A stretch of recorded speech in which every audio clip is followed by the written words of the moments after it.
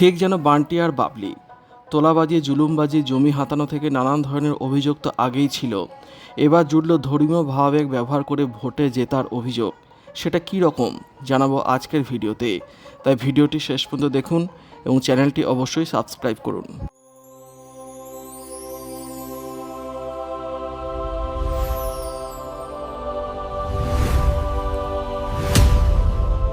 প্রাক্তন তৃণমূল বিধায়ক তথা কীর্তনশিল্পী অদিতি মুন্সির বিরুদ্ধে সাধারণ মানুষের ধর্মীয় আবেগকে ব্যবহার করার এক অভিনব এবং চাঞ্চল্যকর অভিযোগ উঠেছে। স্থানীয় বিজেপি নেত্রীর দাবি অনুযায়ী বিগত নির্বাচনগুলিতে অদিতি মুন্সি ভোটের প্রচারের সময় বাড়ি বাড়ি গিয়ে গোপাল ঠাকুরের মূর্তি নিয়ে বের হতেন। সনাতন ধর্মে গোপাল ঠাকুরের প্রতি সাধারণ মানুষের যে ভক্তি ও দুর্বলতা রয়েছে, ঠিক সেটাকেই হাতিয়ার করতেন তিনি। ভোটারদের সামনে গিয়ে মূর্তির মাথায় হাত রাখিয়ে রীতিমতো দিব্যি বা শপথ করানো হতো, যাতে তারা ভোটটা অদিতি মুন্সিকেই দেন। সাধারণ মানুষ ধর্মীয় অনুভূতির কারণে গোপালের গায়ে হাত দিয়ে মিথ্যা কথা বলতে পারতেন না, আর এই সুযোগেই ভোটের বৈতরণী পার হতেন তিনি। একদিকে সামনে সহজ সরল ঈশ্বরভক্ত শিল্পীর মুখ, আর অন্যদিকে নেপথ্যে স্বামী দেবরাজের ত্রাসের রাজত্ব। এই দুয়ের মেলবন্ধনই রাজারহাটে ক্ষমতার বৃত্ত ধরে রাখা হয়েছিল বলে ভুক্তভোগীরা অভিযোগ করেছেন। 2015 সালে সারেগামাপা রিয়েলিটি শো থেকে জনপ্রিয়তা পান অদিতি মুন্সি। পরে রাজনীতিতে যোগ দিয়ে 2021 সালে বিধায়কও হন। বর্তমানে তার স্বামী দেবরাজ চক্রবর্তী গ্রেপ্তার হওয়ার পর তাকেও ঘিরে নানা বিতর্ক তৈরি হয়েছে। এই পরিস্থিতিতে অদিতিকে নিয়ে একাধিক বিস্ফোরক মন্তব্য করেছেন একই রিয়েলিটি শোর প্রতিযোগী ও গায়ক সৌম্য চক্রবর্তী। তিনি দাবি করেছেন, প্রতিযোগিতার সময় থেকেই তাদের সম্পর্ক ভালো ছিল না। ওই সাক্ষাৎকারে সৌম্য বলেন, সারেগামাপা চলাকালীন অদিতির আচরণ তাঁর ভালো লাগতো না। তার অভিযোগ, অদিতি একসময় তাকে রাগ সঙ্গীত শেখানোর চেষ্টা করেছিলেন, যা তিনি ভালোভাবে নেননি। একই সঙ্গে তিনি দাবি করেন, প্রতিযোগিতার সময় অদিতির সঙ্গে তাঁর দীর্ঘদিনের মতবিরোধ ছিল, যদিও বিষয়গুলির পর তিনি ভুলে এগিয়ে যাওয়ার চেষ্টা করেছিলেন বলেও জানান। সৌম্য আরও দাবি করেন, প্রতিযোগিতার সময় অদিতি নিজের সুবিধার জন্য বিভিন্ন মানুষের সঙ্গে সম্পর্ক তৈরি করেছিলেন, এমনকি শোয়ের সঙ্গে যুক্ত কয়েকজনের সাহায্য নিয়ে এগিয়ে যাওয়ার চেষ্টা করেছিলেন বলেও তার অভিযোগ। পাশাপাশি তিনি অদিতির গানের উচ্চারণ এবং সঙ্গীত চর্চা নিয়েও প্রশ্ন তোলেন।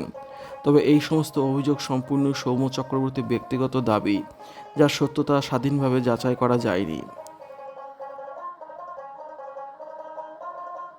অতীতের একটি ঘটনার কথা উল্লেখ করে সৌম্য জানান, সারেগামাপা প্রতিযোগিতার একটি আড্ডায় সবাই মিলে বিল ভাগ করে দিলেও অদিতি নাকি কোনো টাকা না দিয়েই বেরিয়ে যান।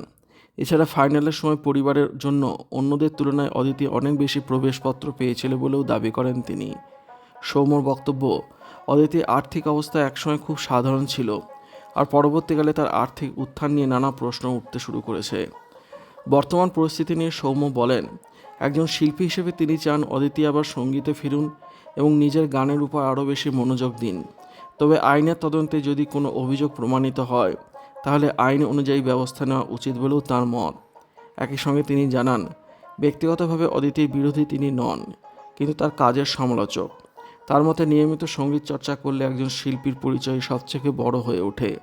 বিধাননগরের প্রাক্তন কাউন্সিলর দেবরাজ চক্রবর্তীকে গ্রেপ্তারের পর তাঁর বিরুদ্ধে আয় বহির্ভূত সম্পত্তি, জমি দুর্নীতি, তোলাবাজি এবং আর্থিক লেনদেন সংক্রান্ত অভিযোগের তদন্ত আরও জোরদার হয়েছে। দেবরাজ চক্রবর্তী এবং অদিতি মুন্সির বিপুল সম্পত্তির হদিশ মিলেছে।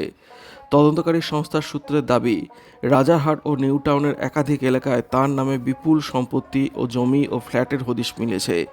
পাশাপাশি এই মামলায় এনফোর্সমেন্ট ডিরেক্টরেট বা ইডি ইসিআইআর নথিভুক্ত করার প্রস্তুতি শুরু করেছে বলে জানা যাচ্ছে। তদন্তে উঠে এসেছে, রাজারহাটের জগদীশপুর, বিষ্ণুপুর, থাকদাঁড়ি ও নিউ টাউন মৌজায় একাধিক জমি কেনা হয়েছে। নথি অনুযায়ী 2021 ও 2022 সালে বিভিন্ন সময় এসব সম্পত্তির রেজিস্ট্রেশন হয়েছে। এছাড়াও দমদম মৌজায় প্রায় 1369 বর্গফুটের একটি ফ্ল্যাটেরও সন্ধান পেয়েছে তদন্তকারীরা। তদন্তকারী সূত্রে আরও দাবি, এখনও পর্যন্ত রাজারহাট নিউ টাউন এলাকায় প্রায় 200 কোটি টাকার সম্পত্তির হদিশ মিলেছে। যদিও এই অঙ্ক সম্পর্কে ইডি বা পুলিশের পক্ষ থেকে এখনও কোনো আনুষ্ঠানিক বিবৃতি দেওয়া হয়নি। আরও সম্পত্তির খোঁজে অনুসন্ধান চলছে বলে জানা গিয়েছে। এদিকে পুলিশ সূত্রে খবর, গ্রেপ্তার হওয়ার আগে দেবরাজ চক্রবর্তী বিপুল পরিমাণ নগদ অর্থ নিয়ে আত্মগোপনের চেষ্টা করেছিলেন বলে সন্দেহ করা হচ্ছে।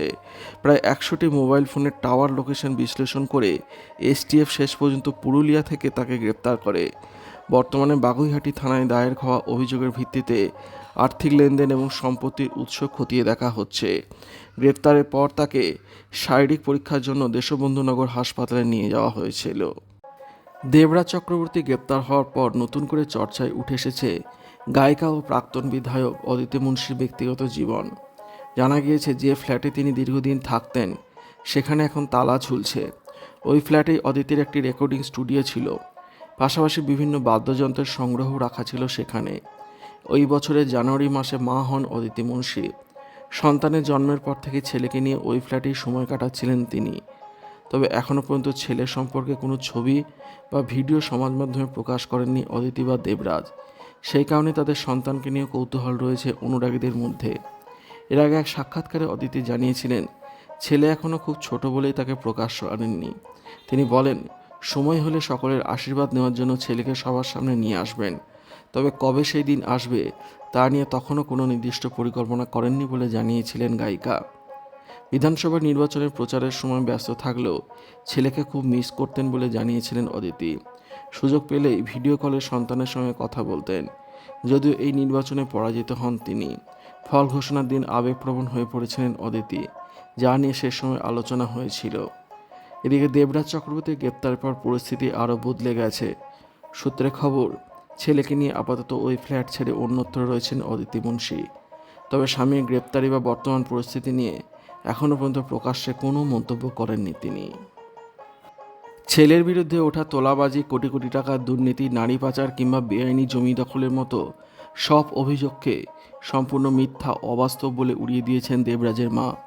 ক্ষোভ প্রকাশ করে তিনি বলেন, সংবাদ মাধ্যমে যা দেখানো হচ্ছে তা কেবলই মানুষকে হাসানোর খোরাক এবং সম্পূর্ণ ভিত্তিহীন। তার দাবি, দেবরাজের বাবা আগে থেকে অত্যন্ত সততার সঙ্গে কনস্ট্রাকশনে ব্যবসা করতেন এবং দেবরাজকে তারা সেই সৎ শিক্ষাই দিয়েছেন। মায়ের কথায়, আমার ছেলে সাচ্চা এবং সৎ, আর একজন সৎ লোক সবসময় চোখের ওপর চোখ রেখে কথা বলতে পারে। ছেলের বিপুল সম্পত্তির বিষয়ে তার বিন্দুমাত্র জানা নেই এবং পুরো বিষয়টিকে তিনি এক গভীর রাজনৈতিক চক্রান্ত, মিথ্যা মামলা বলে দাবি করেছেন। অভিষেক বন্দ্যোপাধ্যায়ের সঙ্গে দেবরাজের সম্পর্কের বিষয়ে কথা বলতে গিয়ে তার মা জানান, তৃণমূলের এই শীর্ষ নেতা কোনোদিন তাদের এই বাড়িতে আসেননি, তবে দেবরাজের বিয়েতে আমন্ত্রিত হিসেবে উপস্থিত ছিলেন। ব্যক্তিগতভাবে মাত্র 2 থেকে 3 বার ক্ষণিকের জন্য তাদের দেখা হয়েছে। তবে যখনই দেখা হয়েছে, অভিষেক বন্দ্যোপাধ্যায় অত্যন্ত ভদ্রভাবে তাঁর পায়ে হাত দিয়ে প্রণাম করেছেন এবং যথেষ্ট শ্রদ্ধা ও সম্মান প্রদর্শন করেছেন। এছাড়া দার্জিলিংয়ে পাহাড় কিনে রাখা এবং পরে তা বিক্রি করে দেওয়ার যে গুঞ্জন রটেছে, সে প্রসঙ্গে মা জানান যে আগে থেকে হয়তো এমন কিছু ছিল, তবে বর্তমান পরিস্থিতিতে সেটি কেনা বেচার ইত্যাদি সম্পর্কে তার কাছে কিছুই জানা নেই।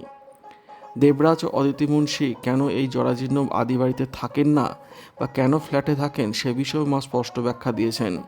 তিনি জানান যে তাদের মধ্যে কোনো পারিবারিক অশান্তি বা দূরত্ব নেই। পুত্রবধূ হিসেবে অদিতি অত্যন্ত ভালো মেয়ে। আসলে সন্তান হওয়ার পর এবং এই পুরনো বাড়িতে লিফট বা অন্যান্য আধুনিক সুযোগ সুবিধা না থাকার কারণেই তারা অন্য জায়গায় স্থানান্তরিত হতে বাধ্য হয়েছেন।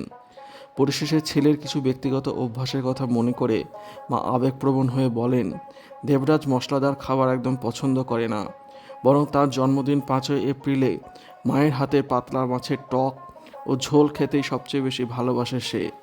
সমস্ত ঝড়ঝাপটা পেরিয়ে ছেলে খুব তাড়াতাড়ি নির্দোষ প্রমাণিত হয়ে আবার ঘরে ফিরে আসবে সেই আশাতেই দিন গুনছেন তাঁর অসহায় মা।